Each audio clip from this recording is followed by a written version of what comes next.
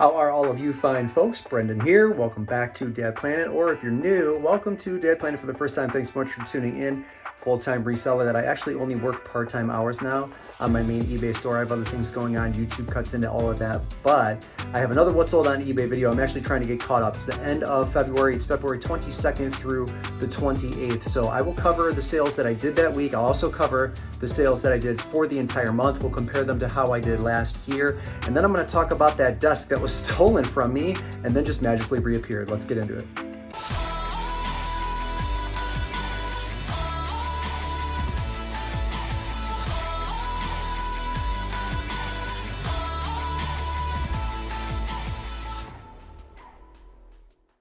Okay, so the 22nd through the 28th, almost 3,000 in sales, which is crazy for February. 1,900 in net, and my selling cost 28.8, pretty average. My average sales price per item 55, all for the month of February last year. It was only in the 40s, I think, so that's an improvement. Without this week, this month would have kind of been a little bit of a disaster for me. I was hit with tons of returns, not just in January, but in February. So if you guys are having the same experience, let me know. It has subsided a little bit, but that has been an intense amount of returns in both of those months. And so I think that aided in how I did for the entire month, which you'll see right here. So from the 1st through the 28th, 9,400, almost exactly what I did last year. No real improvement, but without those returns, I would have done much, much better. Average sales price per item, $53.53. That's great. Quantity sold down obviously a little bit, and then just over 6,000 in net. So a slow month, it always is, but let's get into the 15 bolos. It's probably been 2 decades since I've really listened to rap, gangster rap, but this CD really caught my eye. It was sealed, and I've never heard of them before, but what I can tell you is I did go to YouTube.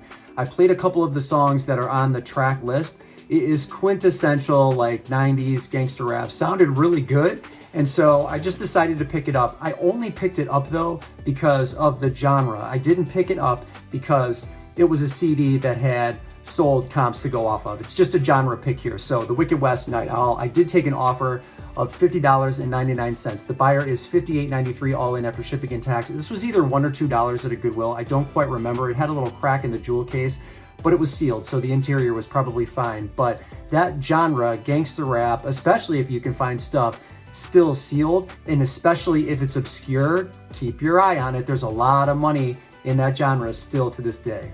All right, I'm not 100% familiar with Citizens of Humanity, but this pair of pants was brand new with the tags, and it had like a $190 list price on it, MSRP. So I decided to pick it up. There were comps on it. So it's Citizens of Humanity, Rocket, ankle, like mid-rise pants. Again, brand new with the tags. And I put a list price of $75 for it, and that's what it sold for. The buyer is $94.31 all in after shipping and tax. These pants cost me $6.99, and they are a bona fide bolo, something that you want to keep your eye out for. This style specifically looks like it commands, 60 to 80, maybe even up to $100 brand new, depending. So keep your eye out for it. But yeah, that was a pleasant surprise for me. Some of you may already know this brand well, so keep your eye out for those of you that don't. If you're not afraid to ship big plastic bulky items that are actually pretty light, this stuff continues to produce, especially for me. So little Tikes, child size, combo, microwave, kitchen, sink, the whole 9 yards. It was actually in excellent condition. Hardly any wear on it whatsoever. The stickers were very vibrant. It came with a bunch of accessories, and it was only $10. So I continue to source them. I hope you folks do too, because they really are. I mean, this didn't even really take hardly any bubble wrap. It's just hard, well-made plastic from maybe the 80s or the 90s. I don't remember which, but I took a $100 offer for this. The buyer is $177.38 all in after shipping and tax. Again, it only cost me $10, and I actually would have sold it much quicker, but I had it defaulted to USPS for some reason when it should have been like the FedEx or the UPS option. So I couldn't figure out what the problem was. I noticed it, and then maybe within 3 days of me fixing it, it eventually sold for the $100. So if you're not afraid to ship big items, these are excellent, because I'm paying between $5 and $10 for these sets. You'll see some sell together for huge dollar amounts. So keep your eye out for it. Give it a shot. This is kind of a weird bolo. I'm not even sure if you really call it a bolo. I sold it for $100. I paid $20 for it. Samsung HW- C560S. There are only 2 sold on this model, at least domestically here in the last 90 days. So I'm not really sure like what provoked me to pick this thing up. It must have been maybe a slow day or a slow week. I had a lot of slow weeks in February with the exception of this one. So I picked it up and I'm absolutely elated that it sold, and it sold for my full asking price. So the buyer is $128.49 all in after shipping and tax. Again, 20 bucks at a Goodwill. Maybe keep your eye out for it now that there are a couple of sales in the last 90 days. Looks like the remotes probably sell a little bit better for this model, but you end up picking it up, you might get 100 bucks for it.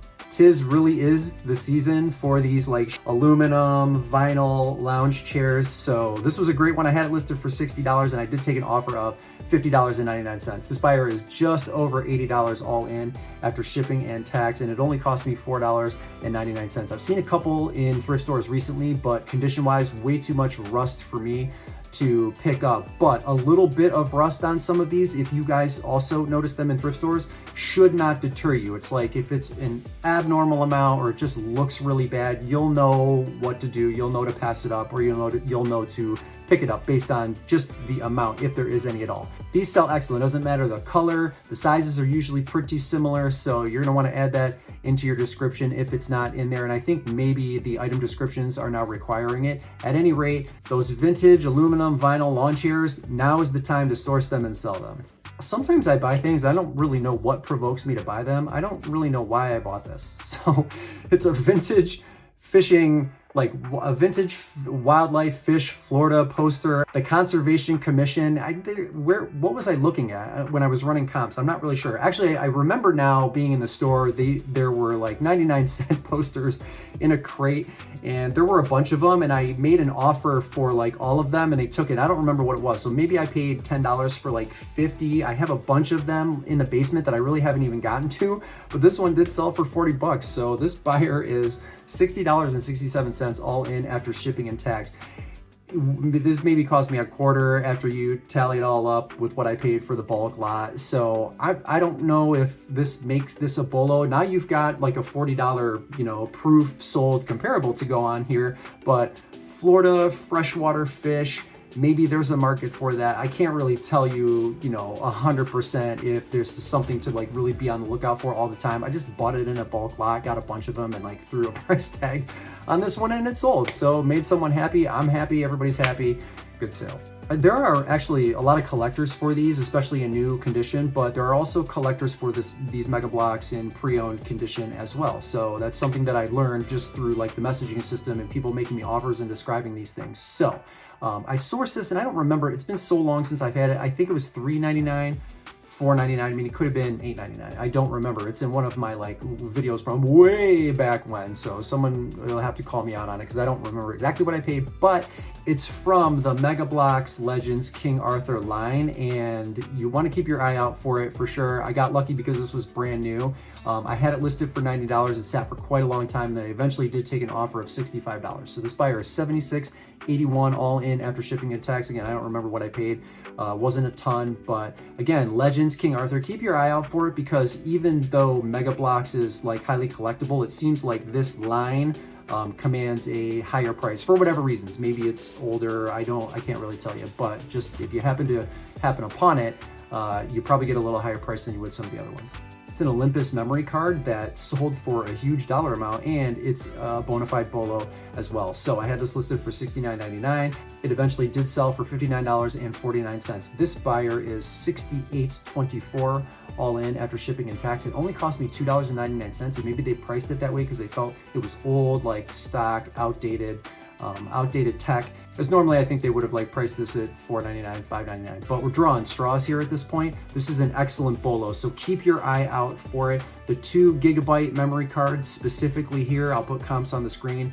Excellent BOLO, and they sell relatively quickly when you get them. So keep your eye out for this. Old tech for Olympus, who knew?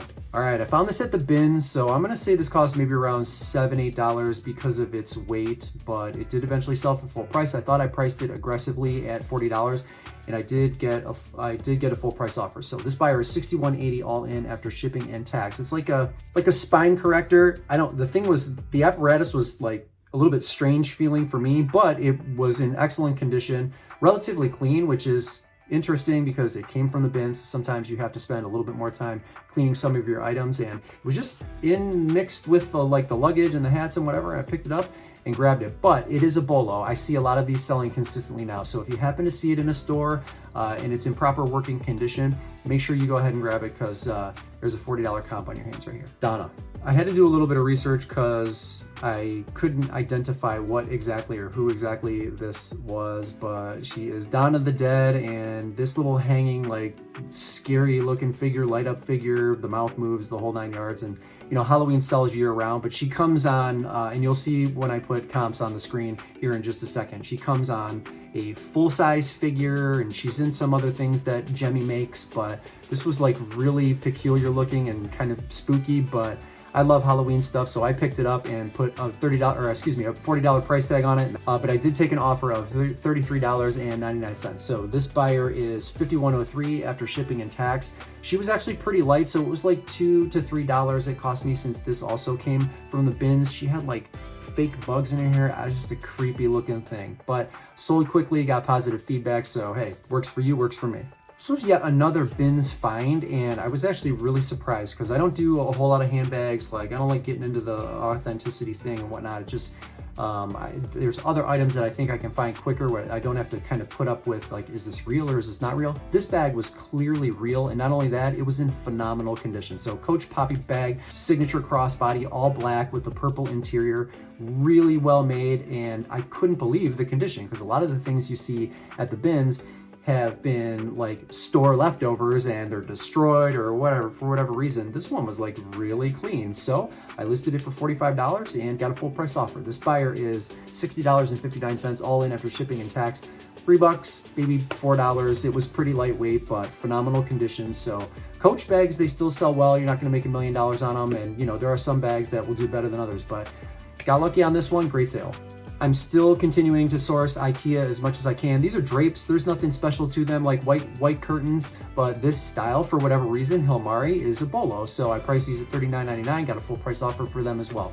This buyer is $59.54 all in after shipping and tax. I think these were $3.99. I can't remember. It could have been $4.99, but it wasn't a ton. So this was another great flip. I talked about duvet covers recently. Anything you see Ikea that's new in the bag or new in the box, just scan it on your phone, pop the number in, and see if you can find comps on it, because there just aren't a lot of Ikeas in the world, and the stuff, a lot of the stuff they sell on the website will become discontinued, go out of stock, and people are looking for these things. So Ikea is a great brand for me. It works really well for me for resale, so keep your eye out for it, especially these simple white curtains.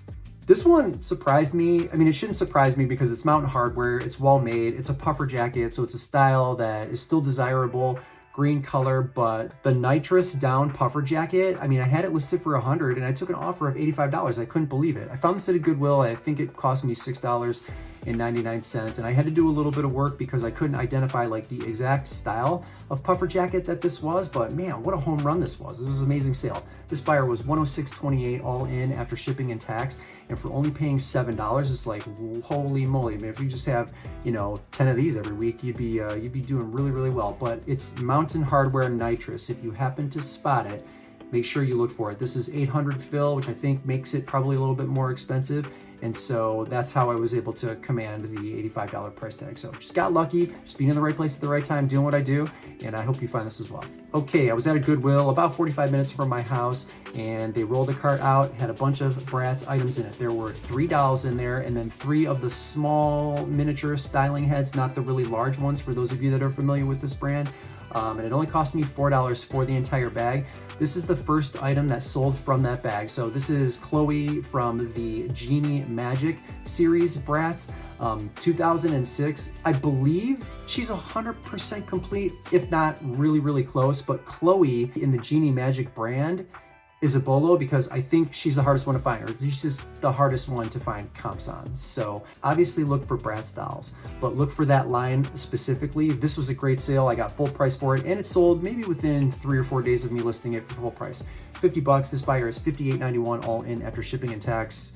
What was this? 50 cents, 37 cents, something like that. So that was a great sale. I've sold a couple of more things from that bag. I still have a couple more to list just because, you know, just get lazy. It has been a minute since I sold a bread maker. It's actually been a minute since I've sourced a bread maker. It's been probably longer. I did sell a bread maker a couple of weeks ago, Breadman brand, which I can't believe because it really has been a while, but this one is one you want to keep your eye out for, absolutely. Zojirushi BB-PAC20. This is a home run when you find it. I did pay up for it. 30 bucks is what I paid.